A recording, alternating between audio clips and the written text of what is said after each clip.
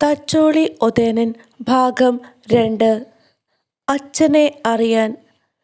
പുതുപ്പണത്ത് വാഴുന്നോർ ഉപ്പാട്ടിയമ്മയുടെ ഭർത്താവാണെന്നും കോമപ്പൻ്റെയും കുഞ്ഞൊതേനൻ്റെയും ഉണ്ണിച്ചീരയുടെയും അച്ഛനാണെന്നുമുള്ള പരമാർത്ഥം ആ ദേശക്കാരായ പലർക്കും അറിഞ്ഞുകൂടായിരുന്നു.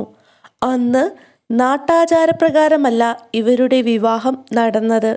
അത് ഗന്ധർവ വിധിപ്രകാരമുള്ള രഹസ്യബന്ധമായിരുന്നു. എന്നാൽ മതിലൂർ ഗുരുക്കൾ തുടങ്ങിയ ചില പ്രധാനപ്പെട്ട വ്യക്തികൾക്ക് ആ രഹസ്യം അറിയാമായിരുന്നു. മതിലൂർ ഗുരുക്കളിൽ നിന്ന് ഇക്കാര്യം എങ്ങനെയോ കുഞ്ഞൊതേനൻ അറിയുവാൻ ഇടയായി. അന്ന് തൊട്ട് തറവാട്ടിൽ ചെന്ന് അച്ഛനെ നേരിട്ട് കാണണമെന്ന് കുഞ്ഞൊതേനൻ ആഗ്രഹിക്കുവാൻ തുടങ്ങി. അങ്ങനെയിരിക്കെയാണ് മലയാള നാടിൻ്റെ തനതായ പൊന്നിൻ ചിങ്ങമാസത്തിലെ തിരുവോണനാൾ സമാഗതമായത്. അക്കാലത്ത് ഓണപ്പുടവ കൊടുക്കൽ എന്ന ചടങ്ങ് നിലവിലുണ്ടായിരുന്നു. തറവാടുകളിൽ അതൊരു പതിവായിരുന്നു. പിതൃഭവനം തുടങ്ങി അവകാശമുള്ള വീടുകളിൽ ഓണപ്പുടവ വാങ്ങുന്നതിനായി പോകുന്നതും നാട്ടിൽ നടപ്പുള്ള ഒരു ആചാരമായിരുന്നു. കുഞ്ഞൊതേനൻ തിരുവോണനാളിൽ അതിരാവിലെ കുളി കഴിഞ്ഞ് കുറിയും തൊട്ട് ഓണപ്പുടവ വാങ്ങുന്നതിനായി പിതൃഗ്രഹത്തിലേക്ക് യാത്ര തിരിച്ചു. അവിടെ ചെന്ന് കോട്ടയാട്ട് മാളികയുടെ പടിപ്പുരവാതിക്കൽ എത്തിച്ചേർന്നു. തച്ചോളി വീട്ടിലെ കുഞ്ഞൊതേനൻ ആ കോവിലകത്തിൻ്റെ ആകാരഭംഗി അവിടെ നിന്ന് നോക്കിക്കണ്ടു. ചിത്രപ്പണികളുള്ള എടുപ്പുകൾ, കമനീയമായ കൊത്തുപണികളോട് കൂടിയ ജാലകങ്ങൾ, കണ്ടാലും കണ്ടാലും മതിവരാത്ത തരത്തിലുള്ള മഹാസൗധം. പടിപ്പുരവാതിക്കൽ നിന്നിരുന്ന കാവൽക്കാരുടെ തുറിച്ചുനോട്ടം കുഞ്ഞൊതേനന് ഒട്ടും രസിച്ചില്ല. മനുഷ്യത്വമില്ലാത്ത ഈ കിങ്കരന്മാർ തന്നെ അകത്തേക്ക് കടത്തിവിടുമെന്ന് തോന്നുന്നില്ല. മറ്റേതെങ്കിലും മാർഗത്തിലൂടെ മാളികയ്ക്കുള്ളിൽ കടക്കുക തന്നെ. ഇങ്ങനെ ചിന്തിച്ചുകൊണ്ട് കുഞ്ഞൊതേനൻ ചില ചുവടുകൾ പിന്നോട്ട് വെച്ച് അവിടെ നിന്ന് ഒറ്റ കുതിപ്പിന് മലക്കം മറിഞ്ഞ് പടിപ്പുരയ്ക്ക് മുകളിൽ കൂടി മാളിക മുറ്റത്ത് കാലൂന്നി നിന്നു. ആ ചെറുപയ്യൻ്റെ വിക്രിയ കണ്ട് കാവൽക്കാർ അല്പനേരത്തേക്ക് അന്തിച്ചു നിന്നുപോയെങ്കിലും അവൻ്റെ ധിക്കാരം അവരെ ശുണ്ഠി പിടിപ്പിച്ചു. അവൻ്റെ പിന്നാലെ പാഞ്ഞു ചെന്ന അവർ വഴി തടഞ്ഞുകൊണ്ട് കോപത്തോടെ ചോദിച്ചു, "ഏയ്, അവിടെ നിൽക്കിൻ! ആരാണ് നീ?" "ഞാൻ തച്ചോളി മാണിക്കോത്ത് കുഞ്ഞൊതേനൻ." ആ മറുപടി കാവൽക്കാർക്ക് തീരെ രസിച്ചില്ല. "നീ എവിടുത്തെ ഏത് തേങ്ങാക്കുലയാണെങ്കിലും ഞങ്ങളോട് ചോദിക്കാതെ മതിലും ചാടി അകത്ത് കടന്നതെന്തിന്?" അവർ പൊട്ടിത്തെറിച്ചു. "നിങ്ങളോട് ചോദിക്കണമെന്ന് തോന്നിയില്ല, അതുകൊണ്ട് ചോദിച്ചില്ല, അത്ര തന്നെ." കുഞ്ഞൊതേനൻ കൂസലെന്നെ മറുപടി കൊടുത്തു. "ഓഹോ, എങ്കിൽ ഇനി ഒരടി മുമ്പോട്ട് പോവാൻ ഞങ്ങൾ സമ്മതിക്കില്ല." "അതിന് നിങ്ങളുടെ സമ്മതം ആവശ്യപ്പെട്ടില്ലല്ലോ." കുഞ്ഞൊതേനൻ അവരെ ധിക്കരിച്ച് മുമ്പോട്ട് നടന്നു. പിന്നാലെ പാഞ്ഞു ചെന്ന അവർ കുഞ്ഞൊതേനൻ്റെ കൈകളിൽ പിടിച്ച് പുറകോട്ട് വലിച്ചു. അവരുടെ കൈകൾ തട്ടിമാറ്റി മേൽപോട്ട് കുതിച്ചു പൊങ്ങിയ കുഞ്ഞൊതേനൻ കാലുകൾ വിരിച്ച് ഇരുവരുടെയും നെഞ്ചത്ത് ഊക്കോടെ തൊഴിച്ചു. വെട്ടിയിട്ട മരങ്ങൾ കണക്കെ കാവൽക്കാർ രണ്ടുപേരും മലർന്നടിച്ച് നിലത്ത് വീണു. അവരെ തിരിഞ്ഞുപോലും നോക്കാതെ കുഞ്ഞൊതേനൻ നിസ്സാരമട്ടിൽ മുമ്പോട്ട് നടന്നു. വീണിടത്ത് നിന്നും എഴുന്നേൽക്കുവാൻ ആ കാവൽക്കാർ രണ്ടുപേരും വല്ലാതെ പണിപ്പെട്ടു. ഓർക്കാപ്പുറത്തുണ്ടായ താടനവും വീഴ്ചയുമായിരുന്നതിനാൽ അവരുടെ ശാരീരിക ശേഷി അപ്പാടെ ചോർന്നുപോയി.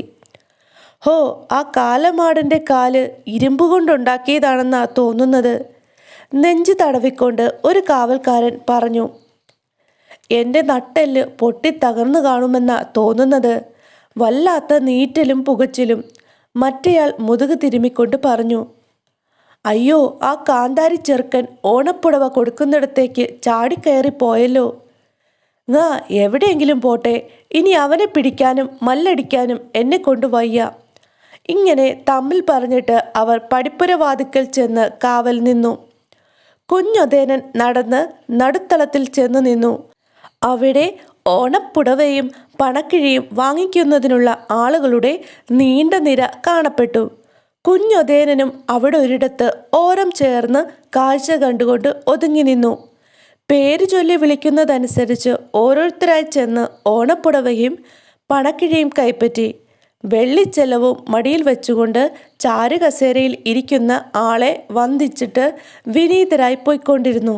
ചാരുകസേരയിൽ ഇരിക്കുന്ന ആൾ വാഴുന്നോരായിരിക്കില്ല. ഇയാളുടെ മുഖത്ത് ആഢ്യത്വമോ ശ്രീത്വമോ ശാന്തതയോ കാണപ്പെടുന്നില്ല. ആകെയുള്ളത് ഗർവും അഹങ്കാരവും മാത്രമാണ്. തൻ്റെ അച്ഛനെക്കുറിച്ച് കുഞ്ഞൊതേനന് ചില നല്ല സങ്കല്പങ്ങളൊക്കെ ഉണ്ടായിരുന്നു. അതൊന്നും ഇയാളിൽ കാണപ്പെടുന്നില്ല. കുഞ്ഞൊതേനൻ ഇങ്ങനെ ഓരോന്ന് ചിന്തിച്ചുകൊണ്ട് നിന്നപ്പോഴേക്കും ആൾത്തിരക്കൊക്കെ ഒരുവിധം കുറഞ്ഞിരുന്നു. എന്നാൽ ഒരാൾ പോലും തന്നെ ഗൗനിക്കുന്നുമില്ല, വിളിക്കുന്നുമില്ല. കുഞ്ഞൊതേനൻ്റെ ക്ഷമ നശിച്ചു. മറ്റെന്തിനേക്കാളും അവഗണന അസഹനീയമാണ്. പേര് ചൊല്ലി വിളിക്കുന്ന ആളിൻ്റെ മുന്നിൽ ചെന്ന് നിന്നിട്ട് കുഞ്ഞൊതേനൻ രോഷത്തോടെ ചോദിച്ചു, ഹേയ് മനുഷ്യ, ഞാനൊരുത്തൻ ഇവിടെ കാത്തു നിൽക്കാൻ തുടങ്ങിയിട്ട് നേരമെത്രയായെന്നറിയാമോ? ഓണപ്പുടവ ഔദാര്യമായി കൊടുക്കുന്ന ഭിക്ഷയാണോ, അതോ അവകാശമുള്ളവർക്ക് കൊടുക്കുന്ന പാരിതോഷികമാണോ? നിസ്സാരനായ ഒരു ചെറുക്കൻ്റെ ചോദ്യം ചെയ്യൽ പേരുവായനക്കാരന് രസിച്ചില്ല. അയാൾ അവനു നേരെ കയർത്തു. അതൊക്കെ ചോദിക്കുവാൻ നിനക്ക് എന്തവകാശമാണ് ഇവിടെ ഉള്ളത്? മുമ്പിൽ വന്ന് ഞെളിഞ്ഞു നിൽക്കാതെ മര്യാദയ്ക്ക് മാറി നിൽക്കൂ. അയാൾ പുറം കൈകൊണ്ട് കുഞ്ഞൊതേനനെ തട്ടിമാറ്റുവാൻ ഭാവിച്ചു. ലാഘവത്തോടെ ഒഴിഞ്ഞു മാറിയ കുഞ്ഞൊതേനൻ അയാളുടെ മുൻകുടുമയിൽ പിടുത്തമിട്ട് മേൽപോട്ടുയർത്തി. വേദന സഹിക്കാൻ വയ്യാതെ അയാൾ ഉച്ചത്തിൽ നിലവിളിച്ചു. അത് കണ്ട് ചില സേവകന്മാർ ഓടിവന്ന് കുഞ്ഞൊതേനനെ പിടിച്ചു മാറ്റുവാൻ നോക്കി. കുടുമയിൽ നിന്നും പിടിവിടാതെ ഒതേനൻ നിന്ന നിൽപ്പിൽ ഒന്ന് വട്ടം ചുറ്റി. കിങ്കരന്മാർ 4 പാടും തെറിച്ചു വീണു. കാഴ്ചക്കാർ അമ്പരന്ന് അയ്യോ എന്നലറി. ആകെ ബഹളമായി. വാഴുന്നവരുടെ സ്ഥാനത്തിരുന്ന ആൾ ചാടി എഴുന്നേറ്റു. എന്നിട്ട് ഉച്ചത്തിൽ ആക്രോശിച്ചു, ഏയ് ധിക്കാരി, വിടയാളെ! ആരാണ് നീ? നിനക്കിവിടെന്ത് കാര്യം?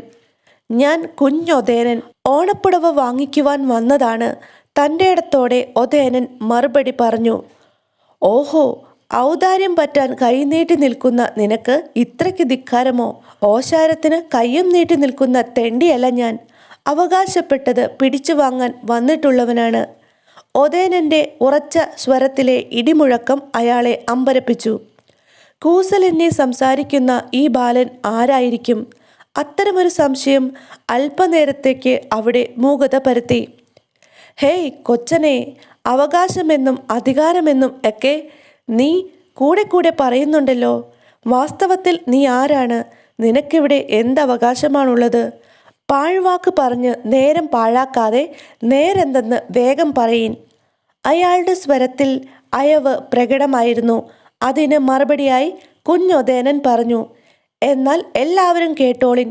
ഈ മാണിക്കോത്ത് തച്ചോളിത്തറവാട്ടിലെ കുഞ്ഞൊതേനൻ ഇവിടുത്തെ വാഴുന്നവരുടെ സ്വന്തം മകനാണ്.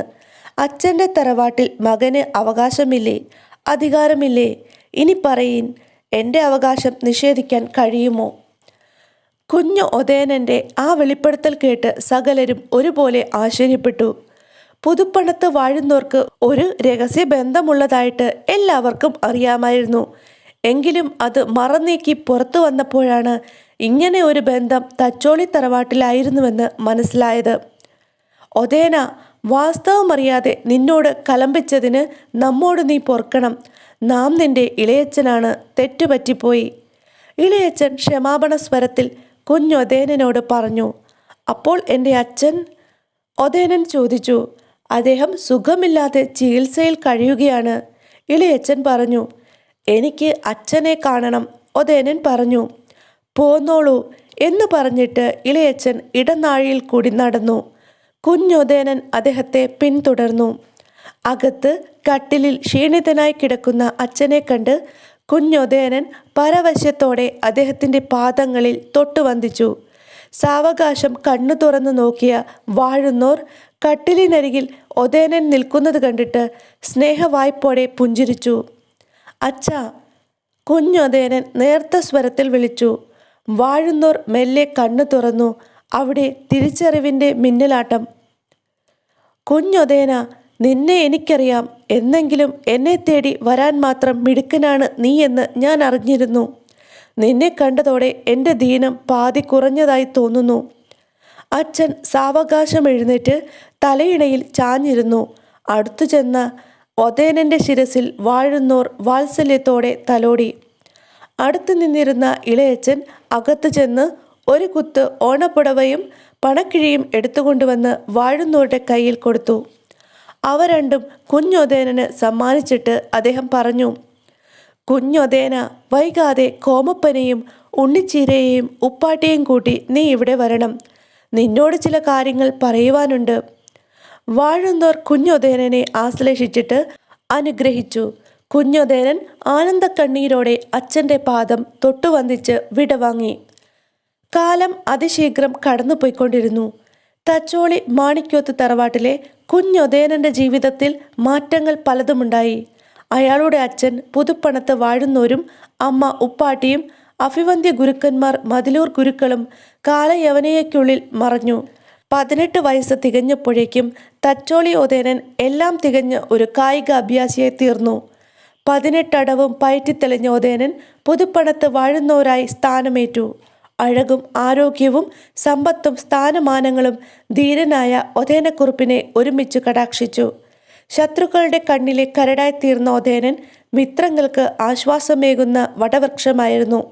ഒതേനക്കുറുപ്പിൻ്റെ മെയ് അഴകിനെക്കുറിച്ചും അഭ്യാസമുറകളെപ്പറ്റിയും കേട്ടറിഞ്ഞ കന്യകമാർ അയാളെ തങ്ങളുടെ വീരനായകനായി സ്വപ്നം കണ്ടു. വീരസാഹസികനായ തച്ചോളി തറവാട്ടിലെ ഒതേനക്കുറുപ്പിന് ധാരാളം അഭ്യുദയകാംക്ഷികളുണ്ടായി. അതുപോലെ തന്നെ ഏറെ ശത്രുക്കളും. എടുത്തുചാട്ടക്കാരനും മുൻകോപിയുമായ ഒതേനനെ ഒരു പരിധിവരെ നിയന്ത്രിച്ചു നിർത്തിയിരുന്നത് കോമപ്പനായിരുന്നുവെങ്കിൽ അറിയാതെ ചെന്നുപെടുന്ന ആപത്തുകളിൽ നിന്ന് അയാളെ രക്ഷപ്പെടുത്തിയിരുന്നത് തന്ത്രശാലിയായ കണ്ടാച്ചേരി ചാപ്പനായിരുന്നു.